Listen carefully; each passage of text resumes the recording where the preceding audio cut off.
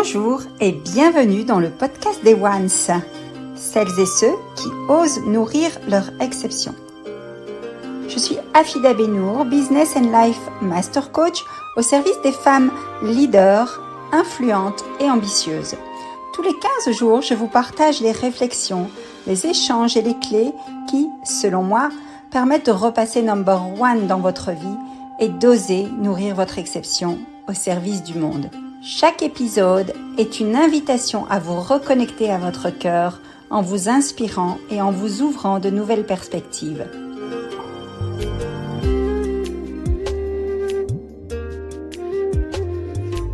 Contribuons ensemble à transformer l'humanité, un acte d'amour à la fois, à commencer par un pacte d'amour avec soi.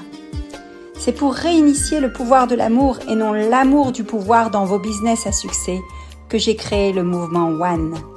Je vous invite à rejoindre vous aussi ce mouvement en vous abonnant maintenant au podcast des Ones, en le partageant et en laissant un avis 5 étoiles sur la plateforme de votre choix.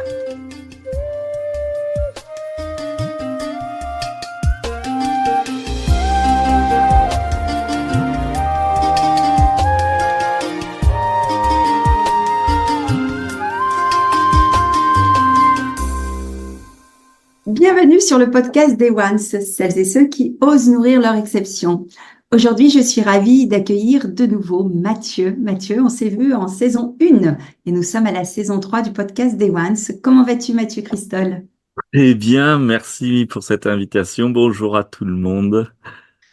Je t'en prie. Alors Mathieu, aujourd'hui, ce matin, je lisais, alors tu sais qu'on s'adresse à des femmes essentiellement, des leaders de cœur, et on a un point commun sur justement cette énergie du cœur, cette énergie de l'amour qu'on met au service de nos business et comment on peut propulser nos business avec cœur.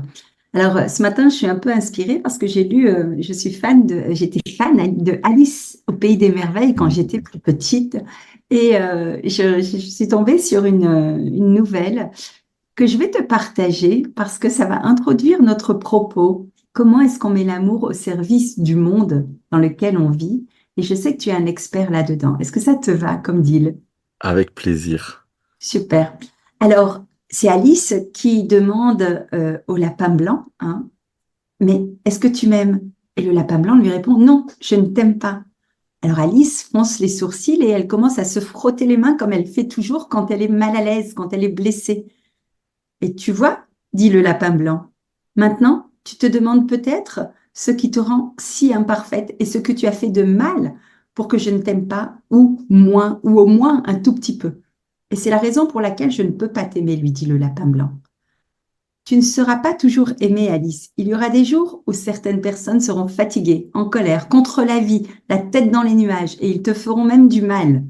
Parce que les gens sont comme ça, et ils finissent toujours par jouer avec les sentiments des autres.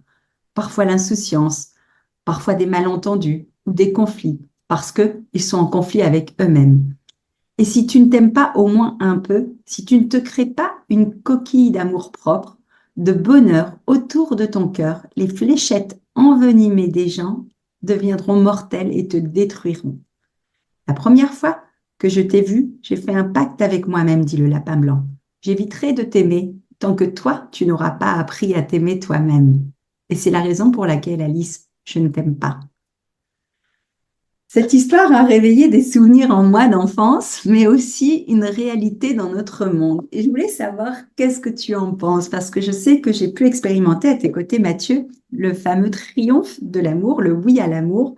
Et je suis de celles qui sont persuadées que justement, tout part de soi pour aller vers l'extérieur.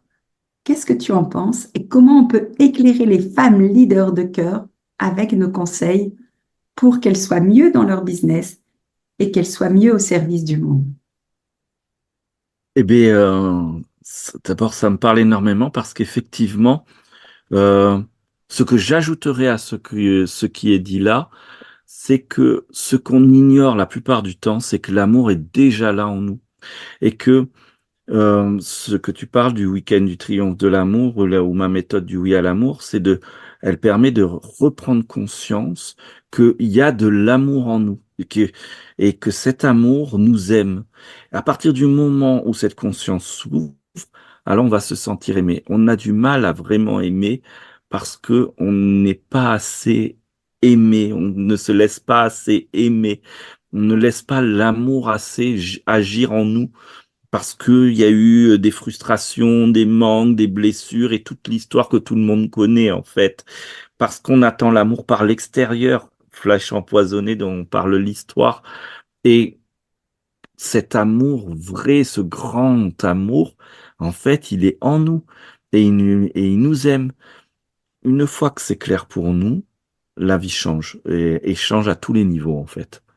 Alors Mathieu, peut-être on va préciser aux gens qui te découvrent qui tu es et qu'est-ce qui t'a poussé à justement créer des méthodes comme ça axées sur le développement de l'amour de soi, de l'amour universel infini, l'amour inconditionnel, hein, qui paraît être une utopie et qui pourtant, euh, de mon point de vue et du tien également, je sais parce qu'on a longuement échangé, est un indispensable, est un incontournable dans le monde d'aujourd'hui et dans le monde des affaires également. C'est-à-dire que aujourd'hui, on voit tellement de stress, de mal-être en entreprise, de conflits, de guerres aussi autour de nous, etc. Et je dis souvent que les relations extérieures que l'on a avec ses proches, avec ses collaborateurs, avec ses collègues, avec sa famille, sont ni plus ni moins que le reflet de la relation intérieure que l'on a avec nous-mêmes. Et moi, je suis de celle, tu le sais, ma mission de vie en tant que master coach et mentor de dirigeante, c'est de contribuer à transformer l'humanité à un acte d'amour à la fois, à commencer par un pacte d'amour vers soi. Donc, dis-nous un peu toi, ton histoire et qu'est-ce qui t'a mené à créer ces concepts forts dont on parlera à la fin, du oui à l'amour, du triomphe de l'amour et même de la formation serrurier du cœur. Ça a commencé avec un start-up très fort à 15 ans. Euh, Avant 15 ans, je suis un enfant qui est né avec une malformation du cœur, comme par hasard. Et un grand handicap à la relation humaine envers l'autre. J'avais l'impression que le monde était dégueulasse, que les humains s'étaient pourris. Et à 15 ans, on me parle de méditation, de spiritualité, chose qui n'existait pas dans mon quotidien et dans ma famille. J'essaye la méditation et je me sens brutalement et soudainement aimé comme jamais j'avais connu ça. Et je me suis dit, c'est quoi ce truc? D'où ça sort? C'est quoi ça? Pourquoi? Et ça a été une passion, une recherche inlassable de l'approfondir, le comprendre, et puis après, dans un deuxième temps, vers mes 20 et quelques années, de le partager. Et aujourd'hui, ça fait plus de 13 ans que je partage des méthodes qui vont me permettre de conscientiser que nous sommes faits de matière amoureuse. Et ça, je le dis avec beaucoup d'affirmation parce qu'en mon aptitude de médium, de sentir des choses non visibles, et je pourrais ajouter des témoignages de milliers de personnes qui viennent, qui sont pas toujours mécréants. Je parle de milliers de personnes qui ont vécu des expériences imminentes de mort et qui disent, quand ils sont passés de l'autre côté, ils ont senti de l'amour, ils ont senti de l'amour, ils ont senti de l'amour. Alors chacun le traduit avec sa religion, ses concepts, mais tous disent, ben, c'était inexplicable, mais il y avait un amour qui est plus que tout ce que j'ai pu connaître sur Terre. Et moi, j'y ai eu accès sans passer par la mort. Et je crois profondément qu'on n'a pas besoin de ça. Par contre, quand on touche ça, il y a un vrai renversement. On ne dépend plus de façon pathologique de l'autre. On est en interdépendance. Ça, c'est la magie de la beauté de la relation, mais on n'est plus dans une dépendance pathologique ou une dépendance de victime, avec toutes ces histoires de dépendance affective, de manipulation, de peur du manque, de peur d'être blessé, qui disparaît parce que avec cet amour, on retrouve naturellement et spontanément une souveraineté. Et je donnerai un exemple, puisque Afida me coach depuis presque un an et demi maintenant. Et, Mhm. et on a troqué à un moment donné. Moi, je lui partageais mes outils, elle me partageait. J'ai donc dans son accompagnement, elle me révèle des zones où moi, c'est le brouillard. Et bien sûr, j'applique les méthodes, mais je me remets à cet amour, ce qui fait que je fais les switches rapidement. Et souvent, quand je vais me faire mentorer, coacher, thérapeutiser ou quoi, souvent le retour, ah, mais tu décliques vite, tu décliques vite. Je déclique vite parce que je vais me laisser aimer par cet amour et ça déverrouille. Je ne suis jamais seul. Voilà. Est-ce que ça peut, donc c'est très intéressant ce que tu illustres là. Est-ce que on peut, parce que souvent les femmes que j'accompagne viennent avec cette notion de manque de confiance en soi. Et je sais que la confiance, c'est comme l'amour de soi ou l'image de soi, c'est une composante de la fameuse estime de soi. Quel lien tu ferais avec ça, toi, et quels conseils concrets tu donnerais justement à des femmes qui ont besoin de euh, réinitialiser, réétudier, réévaluer cet amour d'elles-mêmes? C'est pas l'amour narcissique uniquement, c'est vraiment un amour plus grand que soi, on est bien d'accord. Alors, là, l'amour dont je parle, c'est pas tant s'aimer. Et c'est même plus que ça parce que quand moi j'ai commencé, je me détestais. Mhm, J'étais nul, méchant, berk. Et l'humain était berk, donc, et que je faisais partie. Donc, je suis pas parti avec un seuil positif, très mhm. négatif. Mais je me suis senti aimé. Et c'est ça qui était intéressant. C'est que, à partir du moment où on va juste se dire, allez, ça paraît fou, mais pourquoi pas? Je veux bien m'autoriser à être consciente. Là, je dis, puisque ce sont des femmes qui sont Mhm. connectées, à être consciente de cet amour. Je veux bien tester. Ça me fait peur. Je pense que je peux ne pas y arriver, mais je veux bien me laisser aimer. Et on voit ce que ça donne. Alors, cette conscience, tu sais qu'on a fait le parallèle, je me souviens lors de la saison 1, quand on avait échangé, on avait fait le parallèle entre mon protocole Agrippe, hein, qui est justement ces 6 super pouvoirs du cœur à lesquels on donne une forme d'ouverture, c'est comme des clés d'entrée à cet amour universel infini qui sommeille en nous et qui est vraiment ultra puissant. Et on avait fait le parallèle avec ton oui à l'amour. Est-ce que tu peux nous en dire un petit peu plus par rapport au oui à l'amour? qui Oui. C'est- En fait, il y a le fait de l'effort d'essayer de s'aimer qui est important. Oui, à un moment donné, il y a un petit pas d'effort et des outils comme Agrip, par exemple, avec la gratitude, avec la conscience de soi, avec où j'en suis, augmenter la volonté de s'aimer et le fait de prendre ce temps. Et si on le rend on ajoute le oui à l'amour, ou si on le compare à la oui à l'amour, dans le oui à l'amour, c'est juste je me laisse aimer. Mais la combinaison des deux accélère le process. Parce que c'est comme l'inspire-expire. Il y a un moment donné où je suis dans l'action. Et je vais faire des efforts pour être dans l'affirmation de soi tel que je l'entends, tel que c'est aligné avec qui je suis. Et il y a des temps où je me laisse happer par l'amour. Je me laisse me détendre. Je fais confiance en l'inconnu. À petite dose au départ, et puis petit à petit, ça s'accroisse. Et pareil pour la volonté. Au début, c'est un petit peu, et puis petit à petit, elle s'accroît. Et la combinaison d'un amour volontaire avec un amour qui est plus réceptif, je me laisse aimer, ou je mets en action pour aimer. Là, c'est le combo gagnant, en fait. Ça, je réponds, tout d'un coup, Oui, je oui, ben réponds moi, bien dans la question que tu disais, hein. absolument. En t'écoutant, en fait, je pense à cette histoire que je te raconte avec Alice au Pays des Merveilles. La solution, c'est ça, elle est en elle, finalement, c'est se laisser aimer et avoir cette conscience aussi qu'elle peut s'aimer et aimer l'autre tel qu'il est aussi. Tu sais, avec le concept One, c'est un peu le concept aussi où on est dans une forme de réunion de soi. On parlait tout à l'heure ensemble sur un autre sujet de la notion d'éparpillement. En fait, c'est comme si tout était déjà là, mais c'est un peu éparpillé. Moi, le conseil que je donne souvent aux femmes leaders que j'accompagne pour pouvoir s'autoriser à ouvrir leur cœur et à accéder à cette intelligence émotionnelle innée qui est très puissante, hein. La science commence enfin à en parler.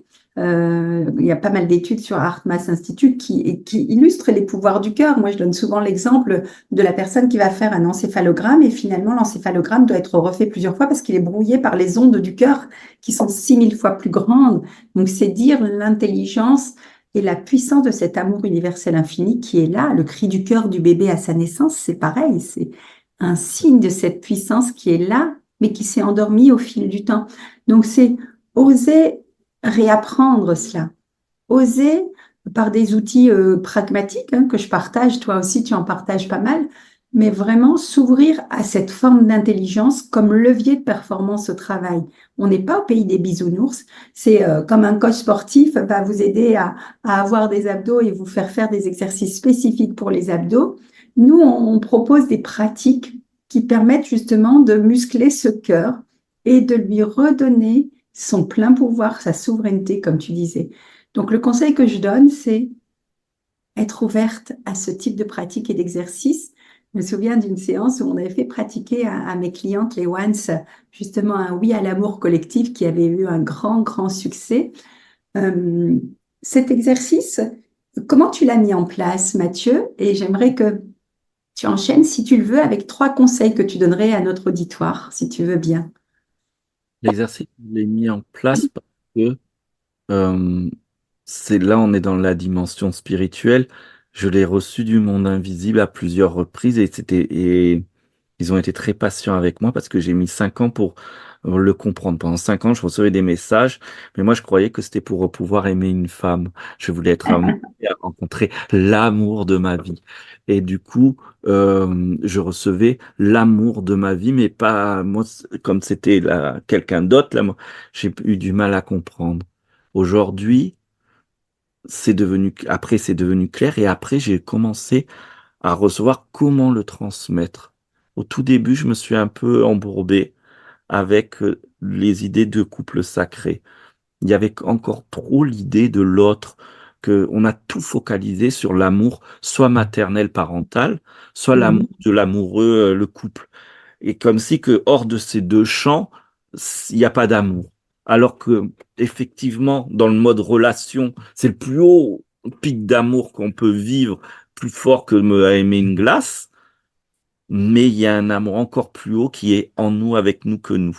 Oui, oui, je voulais juste partager là en t'entendant parler, et tu en parlerais beaucoup mieux que moi, mais évidemment le temps nous est compté, c'est ces 7 niveaux d'amour avec l'agapé, jusqu'à l'agapé, dans la science grecque l'explique très bien. Il n'y a pas juste un niveau d'amour bisounours, le couple, tout va bien, Barbie et Ken, non, non, non, non, on parle pas de ça. Là, on est en train de parler vraiment de cette dimension de la conscience de soi, la conscience de son être, la conscience de son plein pouvoir, de son libre arbitre de sa souveraineté qui n'est possible qu'à la condition qu'on s'y ouvre, qu'on s'y intéresse et qu'on le pratique comme un rituel.